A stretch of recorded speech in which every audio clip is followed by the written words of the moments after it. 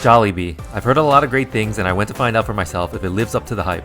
I can already tell you after one visit, it's in my top 5 favorite fast food, and here's why.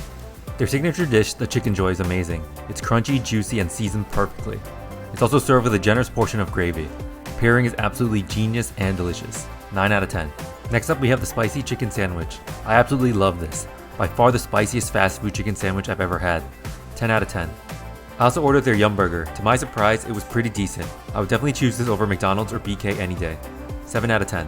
You usually don't see spaghetti on a fast food menu. I was expecting it to taste like dog shit, but it wasn't half bad. This handsome guy sitting across from me really seemed to like it.